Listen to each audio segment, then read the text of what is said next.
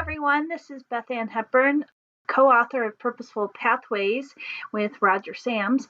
And as we're all trying to navigate our way through how to do this online learning format for music education and bringing ourselves into the homes of our students and staying connected with our students, I thought it would be helpful to do a video tutorial for you on how you can utilize your PowerPoints that are already done for Pathways as a teaching video. And so we're going to show you how you can embed yourself into the PowerPoint slides through recording the video. And this will hopefully help keep your students actively making music and also give you some options for creativity with your students from home for both them and for yourself. So as you look here, I went ahead and opened up Jelly in the Bowl, which is from book 1, and that particular lesson starts with the pitch stack. But what I want to show you is at the top here, the ribbon pops up.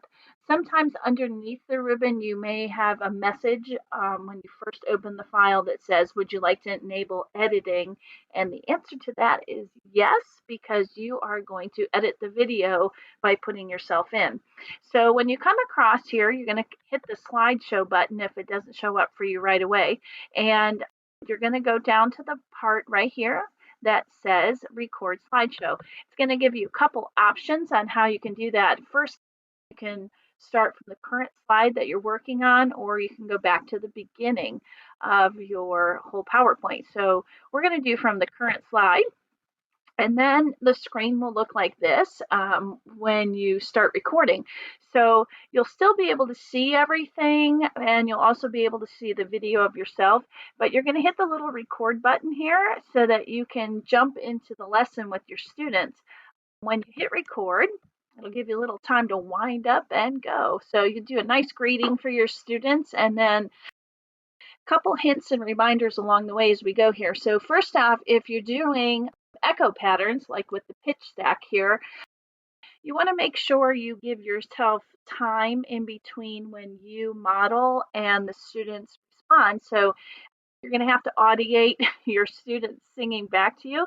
So if you're doing a so mi la pattern, you're going to do the so la so mi. Give that little time so that you can echo back, or any of the scaffolds and strategies that you use regularly in your classroom. If you're a teacher that utilizes the hand signs and you always model that with them when they're echoing back, keep those practices the same. However you do it in the classroom is definitely how you want to keep doing it in your little videos so that it feels familiar to the students and they're used to what you're doing already. But you also want to give them stretch moments and time to think about music and think musically. So, for example, if you're doing Jelly in the Bowl and they're doing a little bit of discrimination auditory wise, and you might look at the song and sing it. So, Jelly in the bowl, which one goes down? And give them a think minute. So I'm going to sing it again. Check your answer. Jelly in the bowl. And then when they look, boys and girls, were you correct? All right. So some students, you might even want to encourage having coins or something else that they can manipulate so that they can point as they go at home to see which one went down. Or when they're looking at their computer screen, they can actually use the computer, the PowerPoint, as their icons to help track. So if they're doing Jelly in the Bowl and you're singing it, they can actually point to the bowls while you go across is really helpful, and then they can see if they're correct or not. I actually recommend doing it several listenings so the students can check their answers, sing with you, and try it that way. Also, looking at the whole song, if they can tell which line's different from the rest. And having the visual helps, because for some of our students, they may not be able to do the auditory discrimination yet, but if they look at the pattern, that will help reinforce the song phrase, and then they can check their answer. After you've done the whole thing, you can go ahead and move to the music staff and practice your solfege that way, or also take the time to utilize singing the whole song together and be a little silly with them. You know, when you get to the wiggle waggles, you gotta wiggle waggle, because that's the part of the song that is different. And They need to see your personality still, even though we're not in the classroom with them. You still want to make it very engaging. You might do the song analysis as you go to see which is the same, which is different. And I'd highly recommend that you make moments for creativity for your students, even though we're not with them. There's a lot of ways they can share back. We've had students sending videos either through Twitter, or sometimes they'll send a video right to my Google Classroom or to my email. Some students that wrote their own patterns just took a picture of their actual pattern on paper and sent it to me. I had some really inventive students that modeled with their found sounds from around the house. But you can ask and encourage them to create their own patterns, and perhaps they can find something in the house. If it's jelly in the bowl, maybe they're going to use a wooden spoon in a bowl to make their patterns. But there's different ways that students can share back. If you're a Flipgrid teacher, that gives you a little bit more options there too. But in the most basic sense, if you just need videos to upload, embedding yourself right into the PowerPoint is super easy. When you're done and it's time to save, you save the video as an MP4. That will put it into a video format that you can upload into other programs such as your Google Classroom, or in my case, I did a YouTube video with my students because I just felt it was safer. So from the first ribbon, just a reminder to recap here, you're going to select slideshow and record slideshow, and then you'll see yourself pop up in the little video. When you save it, the format you want to use is MP4.